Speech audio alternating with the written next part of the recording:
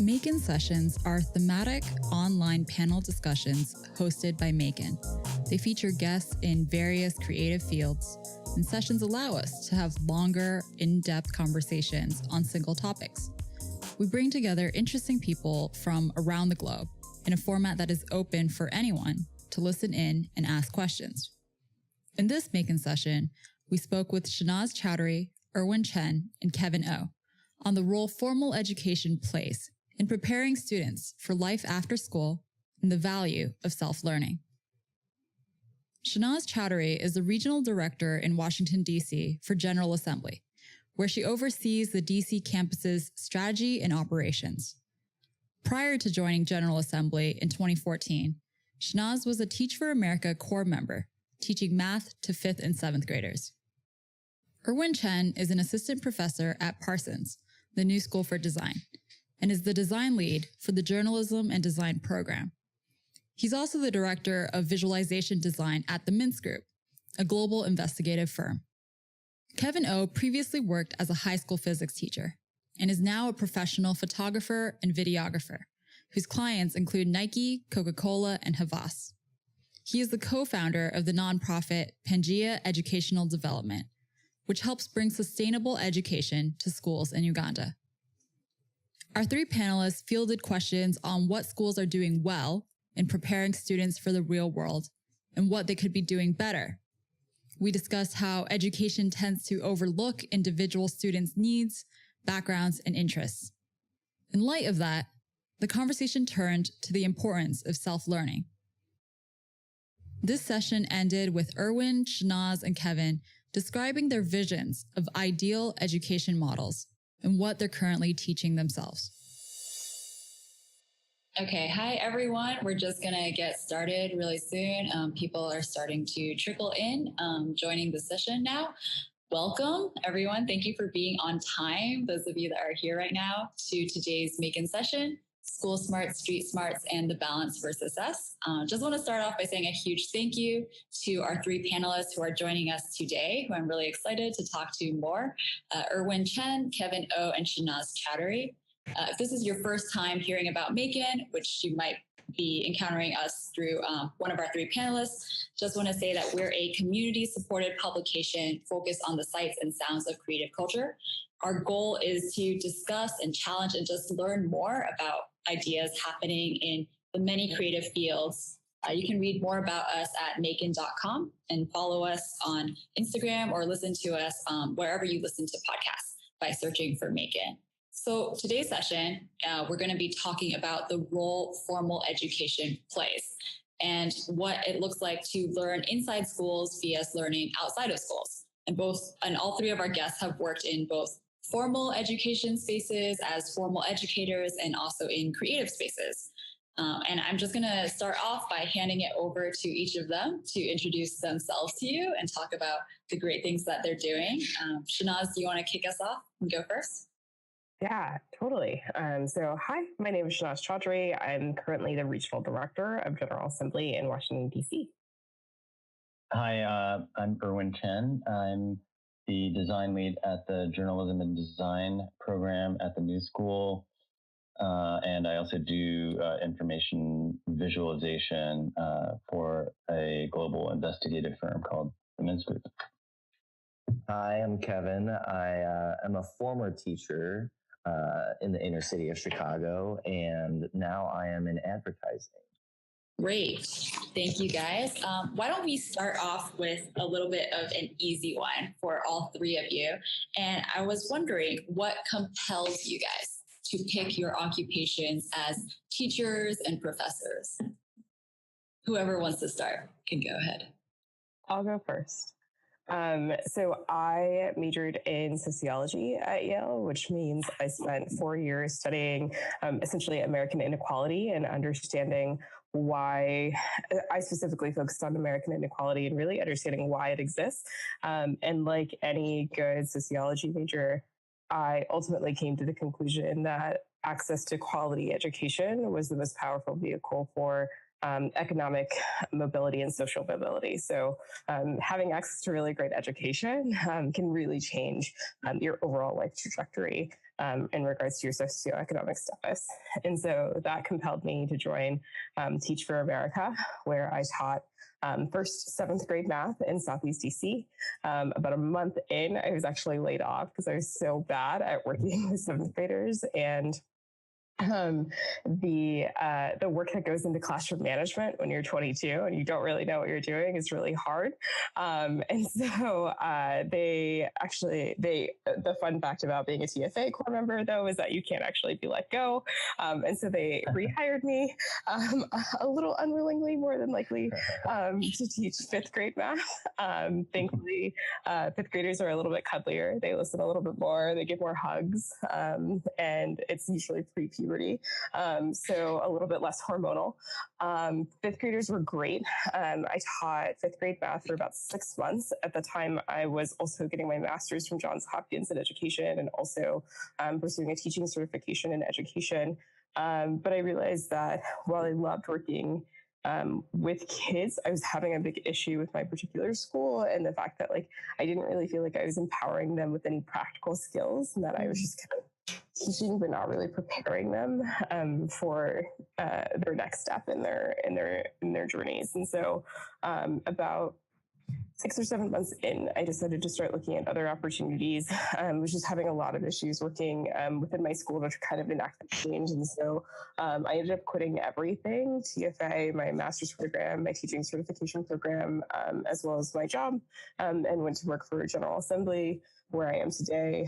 General Assembly is, like I said, or I didn't say, an education company that focuses on 21st century skills. And so we teach classes and courses on things like coding and user experience design and data science. And there's something really beautiful about empowering people to pursue the work they love and doing so through practical skills. And so that's why I work in education today.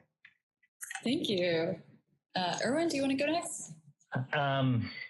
Yeah, I'm actually not trained as a teacher. My dad was a chemistry teacher for 30 years, but I so it's kind of like in my family. But the way I started teaching was, I think it was like about 10 or 11 years ago. I had an idea for a class, a class that I wanted to teach. And it was about the connection between printing technology and web technology. And I had this idea, and the only way I felt like I could express that was through a kind of syllabus, a reading list and exercises and things. And I wrote out basically a description of the class. And I had a friend who was at Parsons, and I just said, "Hey, I really want to teach this class." And what happened was, she was like, "Well, I don't think we can do that exact class, but you can teach this class called publication design, which is similar." And I basically just shoehorned my way into teaching that way. I really don't tell anybody, but I'm not allowed to. I'm not I didn't get a formal education. You're saying on a panel that's recorded to not tell anyone, but sure, yeah. We won't spread it. We won't take it back to Parsons. Yeah. Kevin, what about you? What led you to want to teach originally?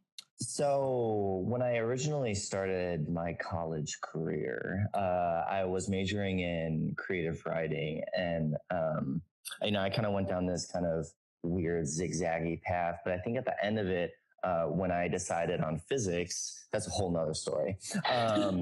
Basically, I think I was just originally, I asked myself why I wanted to be in creative writing in the first place. And I think the main answer for that was kind of the way we express ideas and the way that we express our thoughts. And it can go in a multitude of ways, whether or not it's art, whether or not you're more of a didactic learner.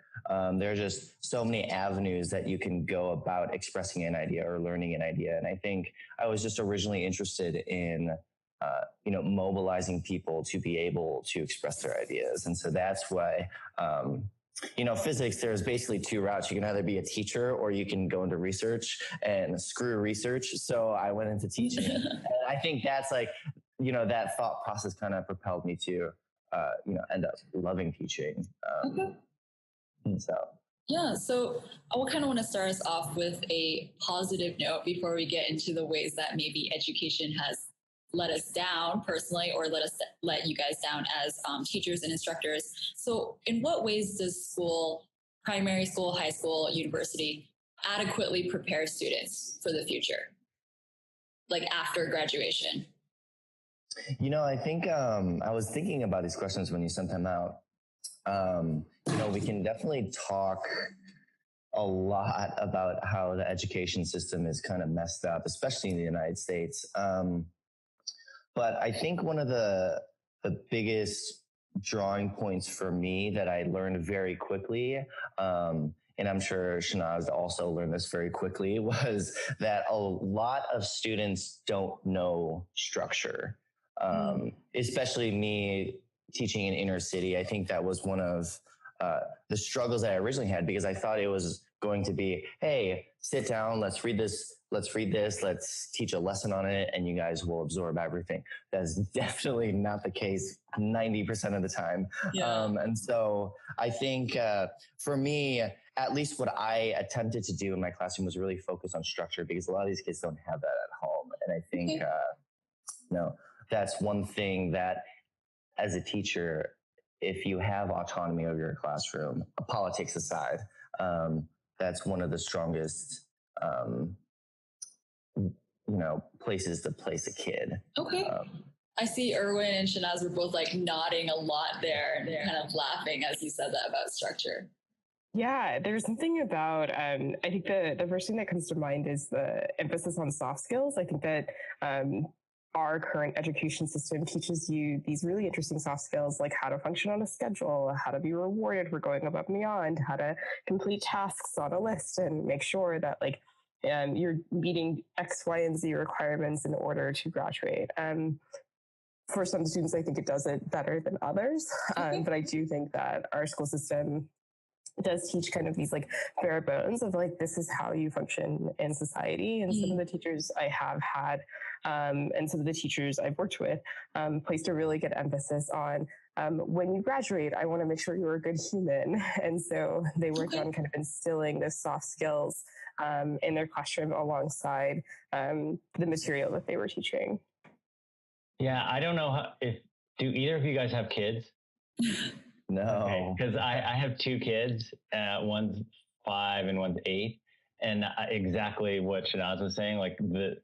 What I would say, you learn what school does for you, whether it's intentional or not. It's a place where they learn social, where to kind of find your place socially. I think also, and that's. Part of it is the structure that the teachers and the principal down kind of instill, be on time, sit down, do what you're told, etc. This is how you behave, and this is how you behave towards others in your class. And also, even if it's not, those values aren't being instilled, which I hope they are, but their peers will also kind of, they'll learn where they kind of fit in socially and how these kinds of interactions work. It's interesting that we're not necessarily talking about academics at all. Yeah, no, none of you guys have said, oh, you learned the alphabet, you learned math, you learned physics, or yeah, that's ancillary too. Exactly. Yeah. Actually, we have an anonymous question that's just been sent to me via chat, and it's about creative people in particular, because you guys have been talking about learning structure and how to function in society. How important is that to a creative person? How important is the structure that you learn in school and university to a creative process?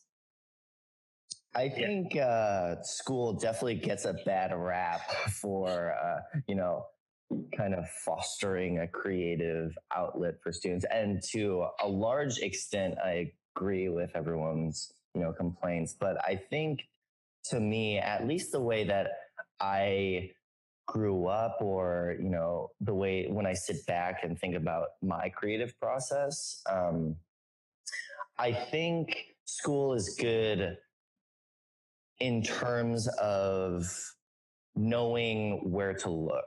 At least that, a lot of the way that I should say, a lot of the reason kids struggled in my class is because they didn't even know what questions to ask. And I think school, to a certain extent, helps kids to ask those original prying questions. And I think where a lot of the complaints come from about the education system now is after that, there are a lot of constrictions, and there are a lot of,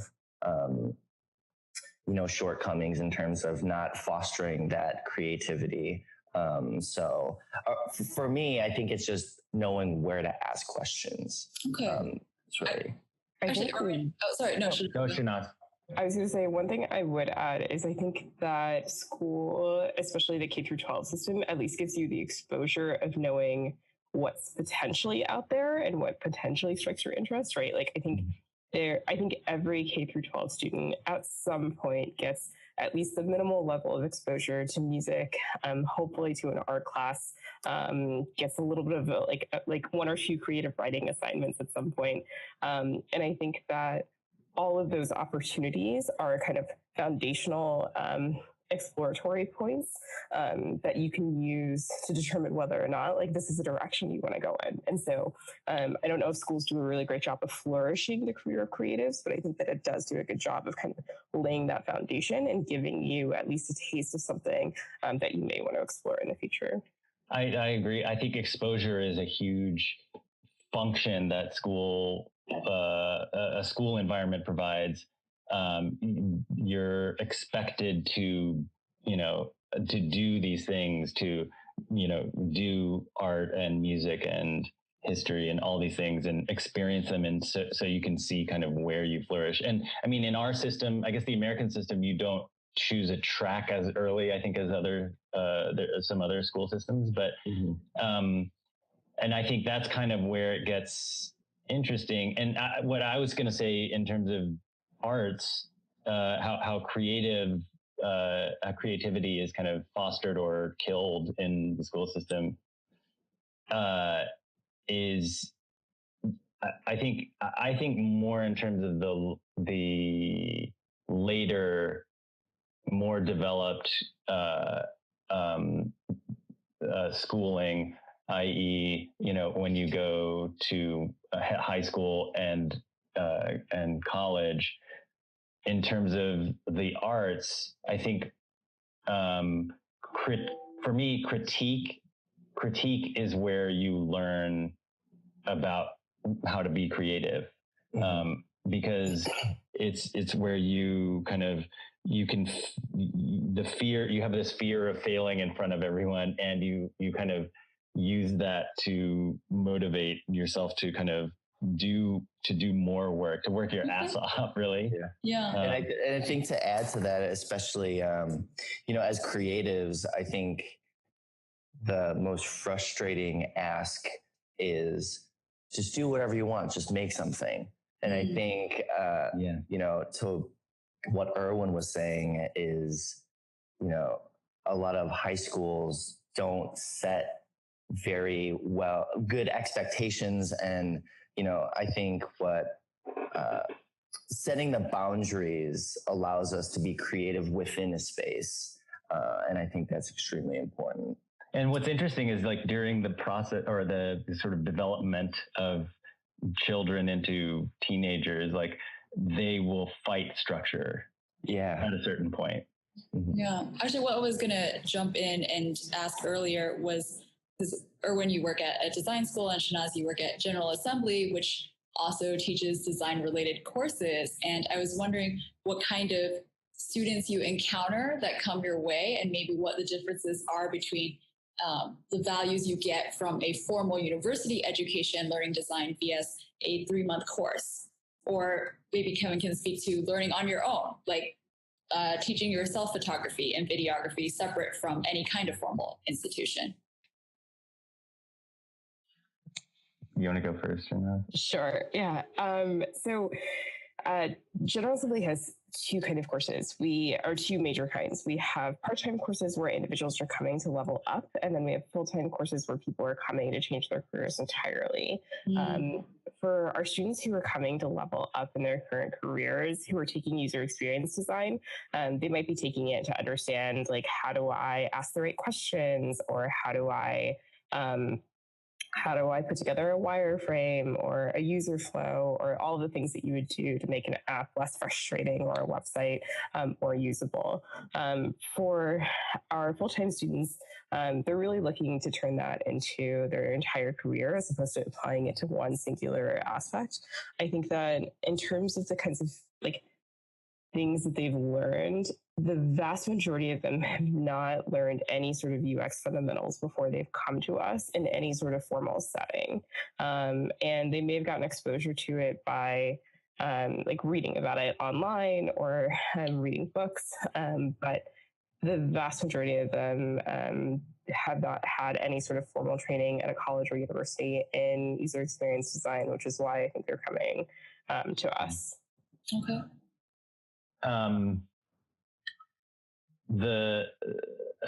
So I've taught at both Parsons and Eugene Lang, which are, Parsons is the design side of the New School, and then Eugene Lang is more like the sort of writing, the humanities department or college inside the New School. So I've taught both types of students, and what's interesting is that the designers, they're kind of, if I can stereotype the designers want to make stuff. They express themselves by making things and not by talking and not by kind of critically analyzing. They're like more loath to explain their work verbally. And then at Lang, I'm teaching journalists and writers, people who talk and they think and they research. But when you ask them to make stuff, they're they're frozen. And so when I'm kind of trying to cross pollinate and the ideas from one to the other. So I'm trying to force journalists to make visual things, to explain themselves visually, and then with designers trying to get them to think critically about what they're making and talk about it. I don't know if that answers the question that you were asking, though. Well, it's fine. It's interesting to find out. It answered it in the way that I've been out of school for a while, and all four of us have been out of school for a while, and this is sort of illuminating to the kind of students that are present in the education system right now, and where they're going to try to acquire resources. I just want to jump in. I've realized one thing I didn't say at the beginning of this session for our attendees. Zoom interface has a Q&A button. It might be either at the bottom of your screen or the top right. So if you press that, you can submit any questions to our panelists at any time, and you can also submit them anonymously if you prefer. So just wanted to throw that in there. Irwin, did you want to jump in with something? Yeah, I didn't want to leave the topic of self-learning, though, because I think that's super pertinent. And under-discussed. I did. So my next question is the downer question, which is in what ways do you see that schools have let down students? And I think this is particularly interesting because Kevin and Shanaz, you guys actually left teaching jobs. So both of you used to work in more formal primary schools, high schools, and you guys moved on. So judging by what you guys have told me and what I've read about your backgrounds, is that you identified something that was an issue. Yeah, I think for me, when I look back at the way that high schools are structured, to answer your previous question, it's a little alarming how compartmentalized high school is. And I think a large part of the way that I learn is if I'm very invested in something like, let's say, videography or photography, the best way for me to learn is to be surrounded by people that are passionate about that. And I think high school does not allow that outside of the internal infrastructure that's like you go to science class, you go to English class, you go to history class. It's very compartmentalized. And I think for me, what's so different right now with my current career is that I'm constantly surrounded by creative people. And I think the largest part about what makes me learn is that drive to become better. And, going back to what I was saying before, being surrounded by people who are passionate about what they do and the drive to be better, it's a good challenge.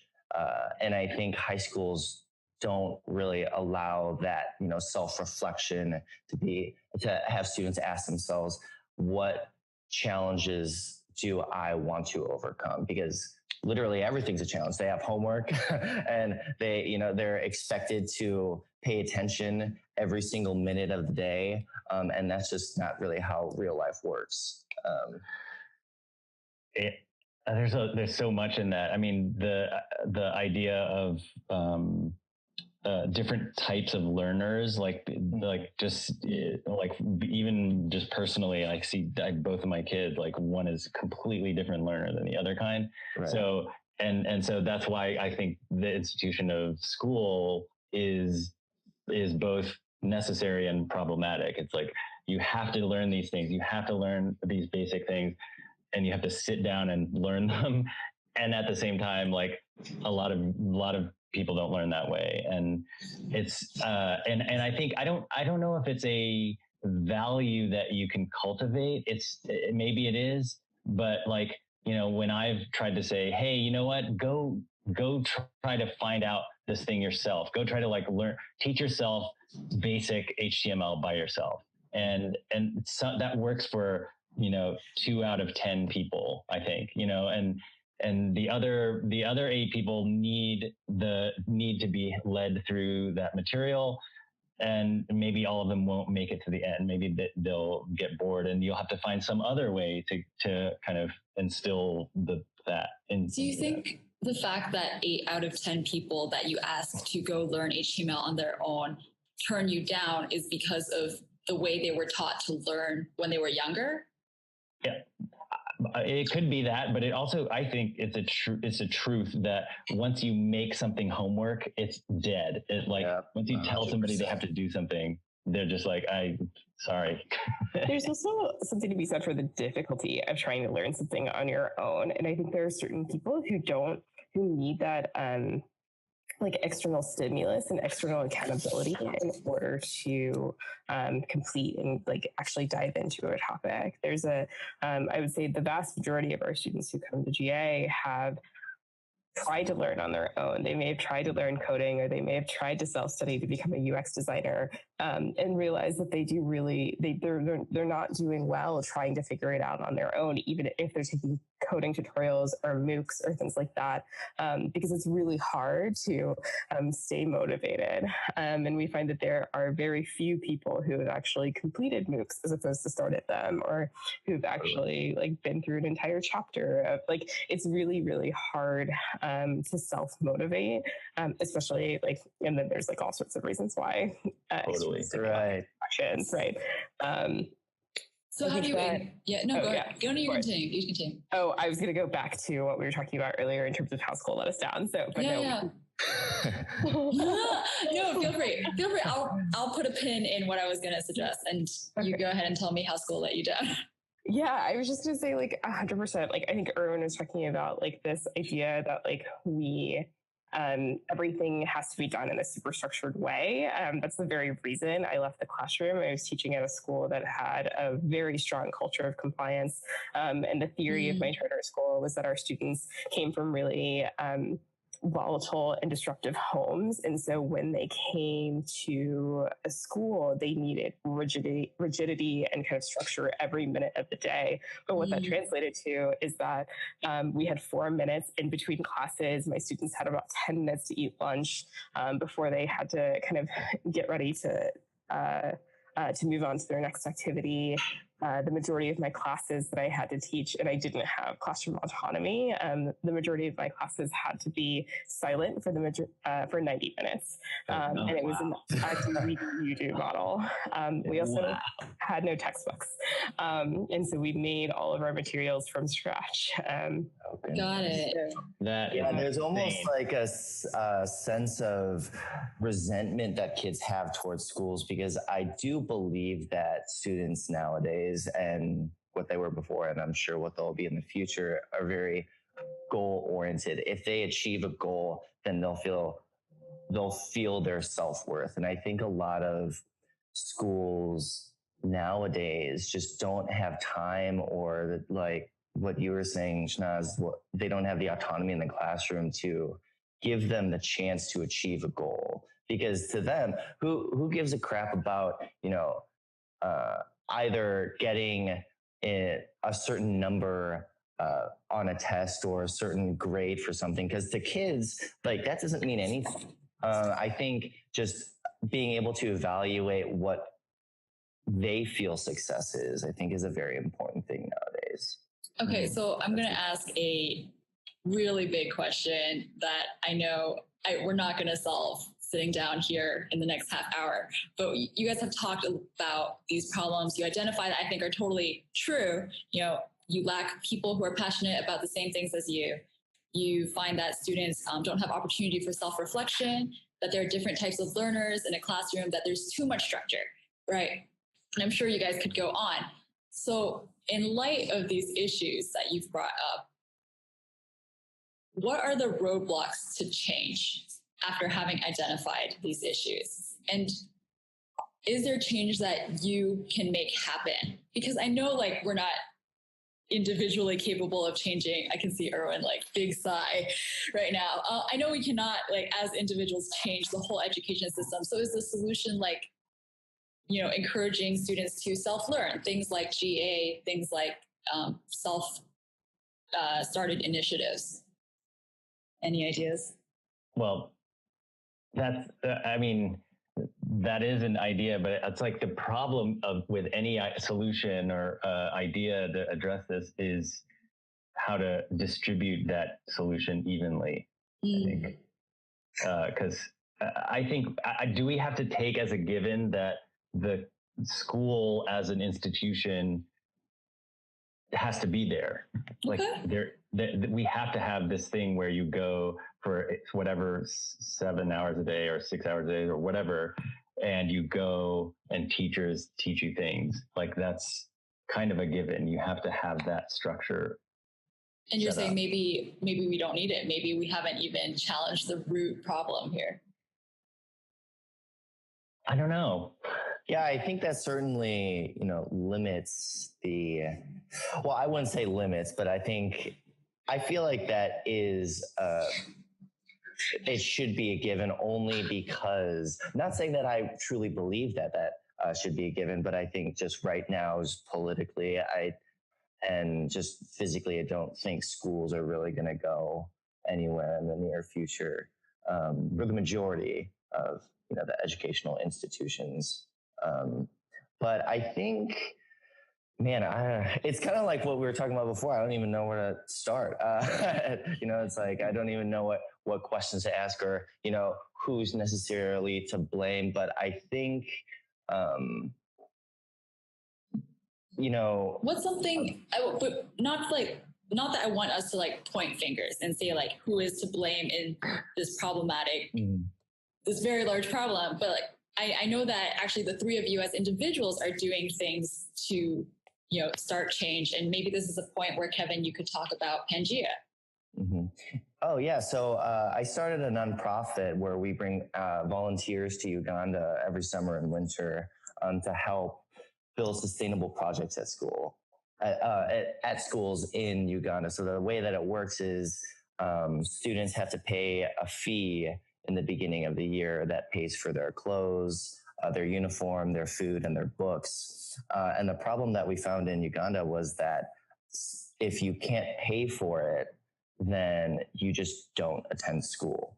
And so the way that the self-sustaining projects works is we build sort of a business at a school. For instance, one of the projects is like a computer lab. So that gives another resource to a school, but the school can also charge the community to come and use the computers. And so that subsidizes some of the some of the costs that allows students to, either get free food or the free uniforms. And so, we talk about school structure. There's the educational structure, the curriculum, and then there's the actual physical infrastructure. And I think that it kind of helps both sides of that. So yeah. Shanaz, did you want to jump in? Yeah, you haven't had a chance to answer my big question yet. Oh yeah, no, I love it. I think it's one of those big hairy problems. I think it's super interesting. I think one of the things that came to mind was this idea that, like, if we had to think of one reason why, or what's to blame here, or what's the root cause, I think that the fact that the traditional schoolhouse has not changed 200 or 300 years, and that the general structure where everyone funnels into a building, goes into individual classrooms, everyone's taught the same way, Factories. For factories, right? Exactly. And so, and I think that this is not original thought. Many people have said this before me, but this idea that schools have not adapted to really take advantage of much of the technology and differentiation that exists, that allows for you to appeal to different learning styles and different needs in the classroom, is probably one of the biggest reasons I think that schools are struggling. And then I think the other kind of contributing factor is that we continue to teach the same basic skills like math, English, science, social studies, without thinking more broadly about the skills that you need either beyond high school or beyond college, like effective networking, or how to negotiate well, or even financial literacy. And I think that that's one of the biggest pitfalls, is that I think that you can teach basic skills, but you also need to teach real world skills that are going to empower people to be successful in the when they become human or become adults. Financial planning was a huge thing that you touched on. That is, man, I wish I learned that in high school. That's for sure. Actually, Irwin and Shanaz, you guys both hit on this topic that one of our attendees is asking about as well. And I'm going to totally mangle his name. I apologize in advance. Nopoling Molloy, he asks, information is becoming more available online and everything is becoming more global. Is the idea of classroom learning becoming obsolete? One could live in a foreign country and learn interesting life skills through just syllabus online. Can I take this one for a second? Go for it. I think about this all the time, because every time I plan my syllabus out, I'm looking at the schedule and I'm like, is this really the best way to kind of teach? Is being in a room, the same room with everybody for 2 hours twice a week or whatever? Is that the best way to learn?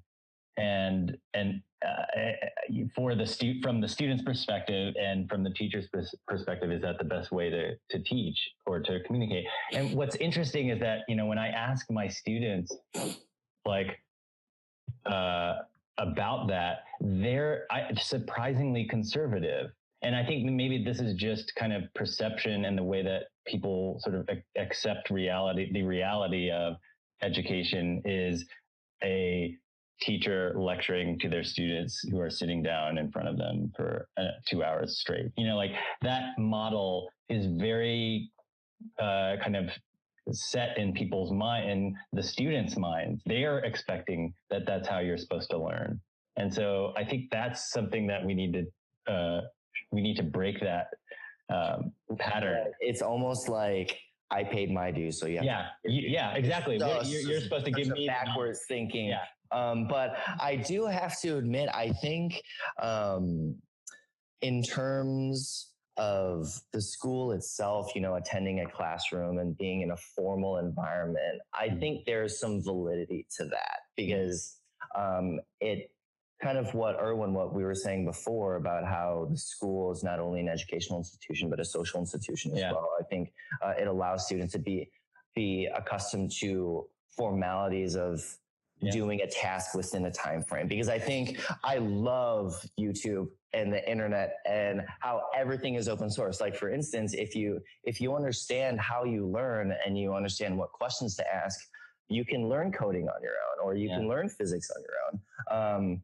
But I do think that that does not address the problem that a lot of students that I had just didn't understand this work within a time frame. And for a lot of, industries, that doesn't really apply, like if you're a freelance artist, you do have client deadlines and everything, but I think the majority of people that are kind of being funneled out of the education system definitely should be accustomed to that tradition. I'm not saying that it's right, but I do think before we change the education industry, I think we need to take a step back and look at every other industry that funnels students out. Right. Like, because one of the things that you guys are talking about is, maybe the schoolhouse is an archaic model, has been around a long time. And also just the idea that the schoolhouse can be applied to all the industries is even more of a strange fit, right? Like, I guess my hypothesis is, if you want to be a doctor, you wouldn't receive education the same way as someone who wants to be a designer. And maybe there's not enough modification between what those two kinds of people need to learn. Right. The factory model doesn't apply to all of these. Yeah. It applies to some. And maybe some of them you do need to just like, hey, there's no other way to learn, these like kind of rote things that you have to know. But in other fields, it's more kind of open to different kinds of learning. And what I would add to address the question, I think online resources is to me like kind of a new tool to address the kind of textbook model. Like I think video tutorials and explainers and that's a new form of educational tool that we didn't have before, and we need to figure out how to incorporate that into the larger model of learning. Yeah, I don't know sorry, you go. I don't think it should be exclusive, but yeah. I think one thing is, so we haven't explicitly kind of created a divide between like K through 12 education and post-secondary education.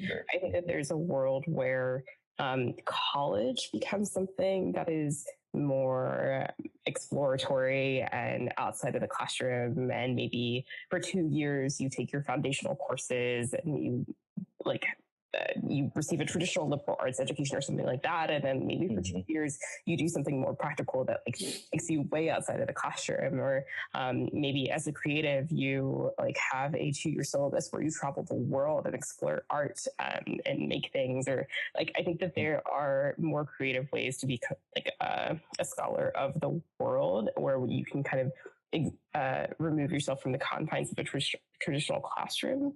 But I think that I don't think it's possible, or at least not very practically, until you've kind of gotten a solid foundation and you're also just an adult.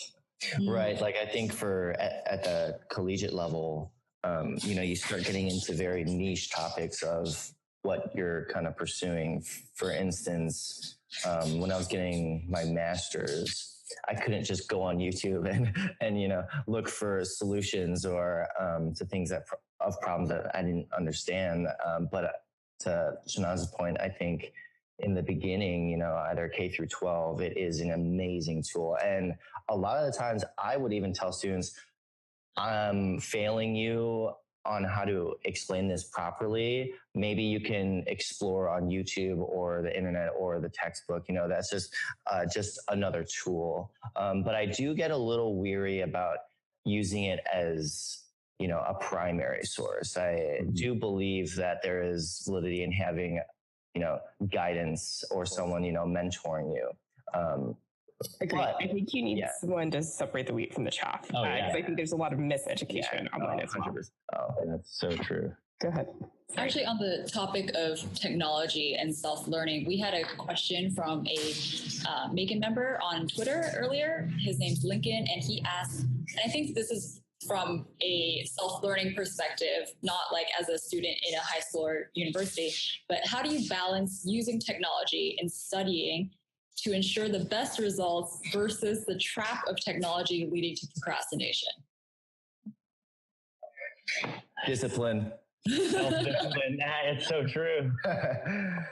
I think there are also applications and things like that can help you. There are time trackers. There's like Distractify, Stay Focus extensions that you can install in your browser that stop you from an app for everything. Yeah, exactly. 100%. Like it's definitely a problem, but I think that it's just like focus and discipline. And also fear of failure, fear of like not producing. Yeah, So pressure. Yeah, I think pressure is a very important topic. It's so true. Okay. Yeah. It's interesting because when my kids, the idea of progressive education is being instilled in them from an early age, and it's amazing. It's really kind of eye-opening, but at the same time, they have to experience pressure. Like there's no other, and we haven't talked about testing yet, but that's like a whole other can of worms. Yeah, but especially kind of two ideas. The first is we live in an information age that is so stimulating. I think it's so difficult for students to expect students to sit 60 minutes, 90 minutes in a chair and listen to something that has nothing to do with their life. And we expect them to do work after the fact that has to do with what they just heard. And so, I think there is a problem of overstimulation, but the fortunate thing is that's not going away. So I think it's just a matter of utilizing that. But yeah, I think, focus is a very large topic to talk about. It's like in a totally other hour-long session on how to develop self-discipline and focus. I just want to be aware of our time and respect your schedules. So I think I'm going to tackle some of the questions that we've been receiving from attendees. We have one from Kara Chung, and she says, hey guys, I was bullied in high school. And admittedly, I wish I had more support from my former educators while I was in that space a decade ago. What is your best advice to artists who get treated unfairly in the classroom and beyond? Is bullying inevitable? And as teachers, how do you address it?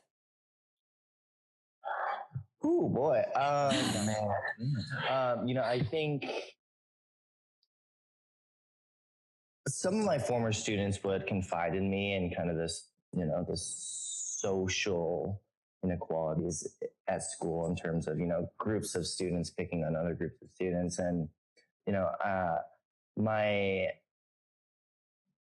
advice was always just try and be as resilient as possible and try to be as focused as possible, because just like in life, I think, some people are just terrible people. But, it's just a matter of knowing your self-worth and knowing that, those people have such a minuscule scope on your life.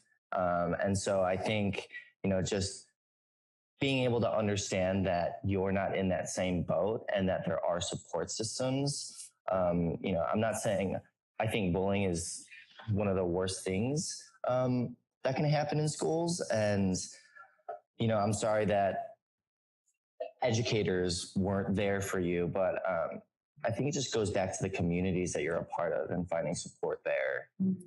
But I do think there's something interesting about the way that Kevin explained that, which is not that you intervened with the bullying, but rather gave your students coping mechanisms to use in dealing with this. And I think that that's the role of an educator. I don't think it's ever going to be possible for us to be in every different place and monitoring every individual social interaction that happens within the confines of a campus or a school. But I do think it's possible for us to impart those lessons of, like, there are terrible people in this world. There are people who are going to say horrible things to you. And like one of the things you need to do is learn how to cope with like overcoming this obstacle and not allowing it to take you off track. And so I think that's like the role of an educator is like, again, there's like life lessons and those soft skills that like helping you develop into a whole adult and human who's able to cope with challenges like that. I was wondering if maybe, because Irwin, you haven't said anything yet, you could be specific about creatives, because she does specify like for artists. How do you combat other students or maybe students in other kinds of schools who suggest that what you are doing is less valid or is of less value? Yeah, that's a really, I don't know if I can answer that from a kind of like a personal experience, but being available, like knowing that your teacher or educator is available to talk to is already, I think, a big, a way to encourage or just to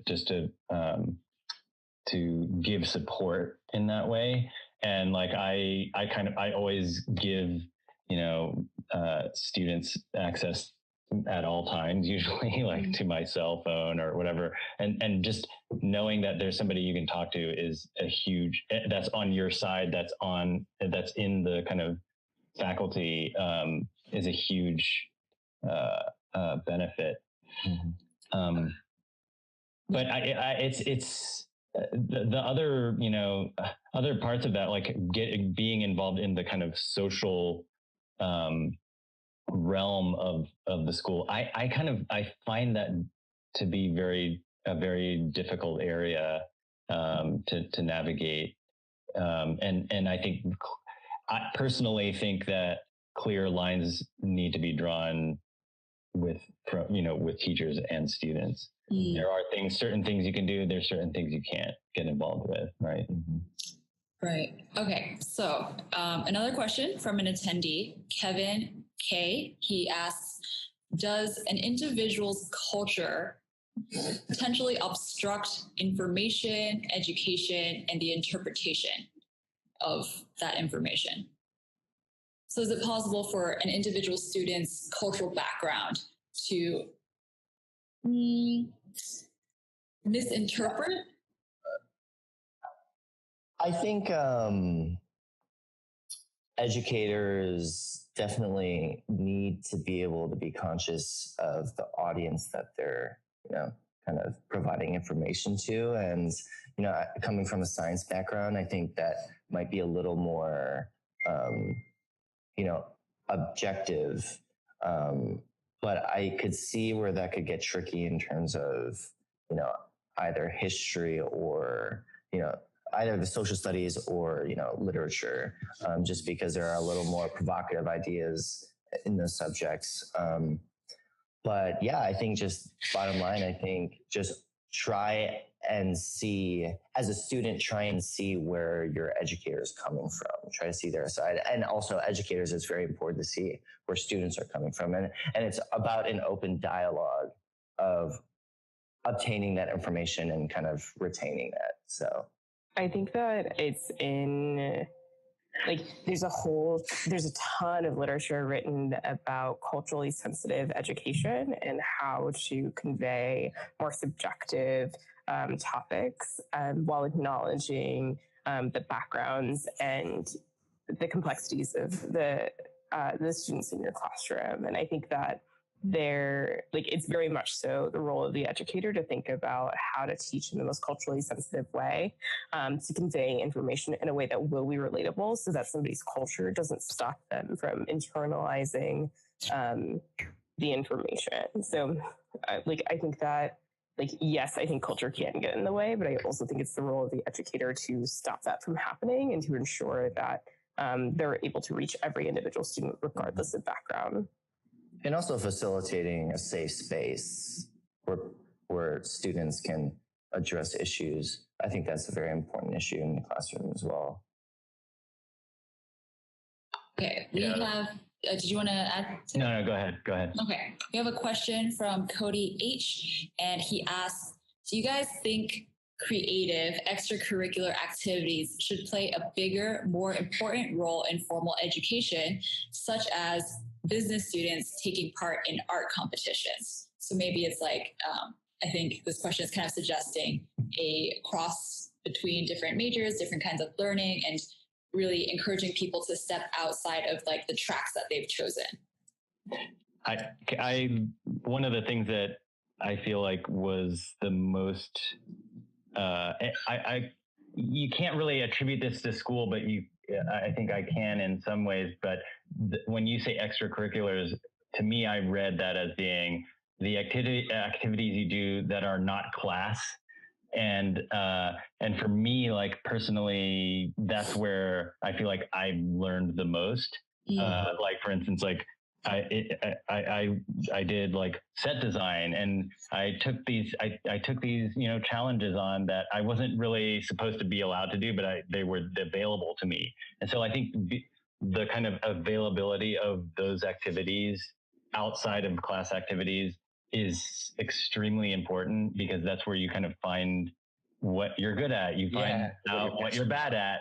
Like you can fail and understand, if that's your passion or not. And but I think the question that you're asking is slightly different than that, which is to kind of maybe to sort of institutionalize sort of extracurricular activities in a way. Yeah, it does kind of sound like that. I don't want to like take this over with my huge answer, but it was something that I was thinking about before, the sort of that model. And so really quickly, I think like my ideal school would really be kind of centered around this kind of extracurricular activity. I would like the way that I would structure school is to have like a large kind of event that happens every term that everyone has to kind of compete in or participate in, and that your learning is towards that event. It's towards sort of outside. All the classes that you take and all of the learning that happens because you want to partner with people and learn about whatever, so that you can participate in this project. Right. There's an aspect of ambiguity with that, but also a very pointed goal. And I think that's a lot of what education is missing now, because like what we were talking about before, it's so compartmentalized right now, and there is no cross-pollination. But I do think that things like the Common Core curriculum, which I won't go into that because that's controversial in and of itself. I do think it's very important for different disciplines to interact with each other and kind of come meet with one goal, because that's what you're going to do. And with your career, you're going to come a part of a team with a bunch of different people from different backgrounds, and I think it's important to be able to socialize and understand what type of person you are in that group. So yeah. Actually, Irwin, you kind of hit, I know that we haven't gone through all the questions that I sent you guys beforehand, and that is one of the good ones, which is what your ideal school system looks like. And maybe Kevin and Shanaz, you guys want to chime in on that? Ooh. What's like one ideal aspect that you would really love to see? I am going to jump in and say that my ideal school system places a really huge emphasis on, outside of the basic foundational skills that you need to learn, whether in K through 12 with like basic math and reading, through post-secondary education with a like basic liberal arts degree if you are at a liberal arts college. I think that every school should have one like practical skill, like the basics of knowing how to code and think programmatically and build a website, as well as every school should be teaching at some point like negotiation and interviewing techniques and other kind of soft skills that will help you be successful in having an open and honest conversation around like what like the unwritten or unspoken rules of engagement that I think like ultimately serve as blockers for students who cannot learn that from their parents or their peers. All right. I think that's a big question. Yeah, I think instead of answering what type or what my ideal school would be, I think it would more so probably have to do with the curriculum that it's teaching. I think if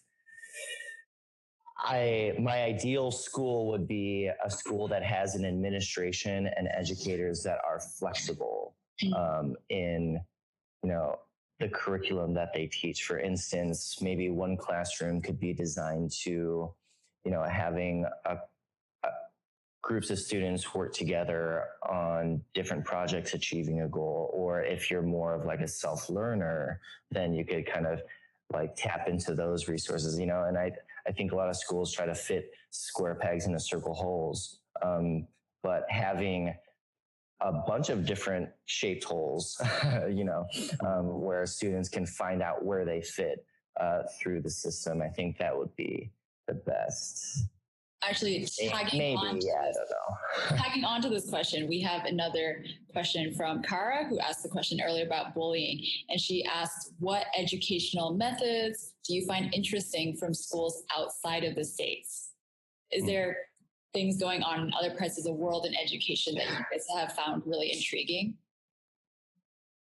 I just, having experienced firsthand the Japanese school system, I think the kind of expectation that everybody cleans, everybody makes food for each other, and it kind of everyone contributes to this community. That aspect is totally needed in the American school system. I wish we could instill that.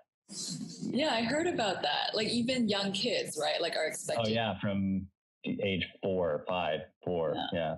Such discipline. I don't think it's just discipline. It's actually it's just like how you're supposed to behave, how you're expected to kind of benefit the community and think about others. And I think to go tap into what you were saying, my experience in Uganda and kind of Eastern African schools is the point that we're trying to make with building these self-sustaining projects is so that it could benefit the community, and the communities do benefit from these educational institutions. And so, from my experience with them is that the school is the focal point of all the communities. And to me right now, the majority of my students' parents wouldn't even come to parent-teacher conferences to see how their students were doing. And to me, there's such a displacement from community and educational institutions right now, at least in Chicago. DC might be a little different, but yeah, I think this aspect of community is a separate bubble than school. I think that's completely backwards. And the thing that I'll add is I think that in, I believe, a Finnish model, teachers are elevated to a status of that similar to doctors and lawyers. And it's considered a elite profession that you need to be the best of the best in order to get into. And I think that they accept only like the top 10% of teachers' colleges to actually go and be employed as a teacher. And I think there's something to be said about making it kind of raising the credentials of what it means to be able to call yourself a teacher, and give a teacher to gain access to that incredibly powerful role in our society. Mm-hmm. Okay, so we are coming to an end, and I have one last question, which is focused on the three of you as people who are learning yourselves, because I think this entire conversation has been about your roles as educators and the different experiences you've had in classrooms. And I want to know, how do you motivate yourselves to learn, and what are you specifically trying to teach yourselves right now?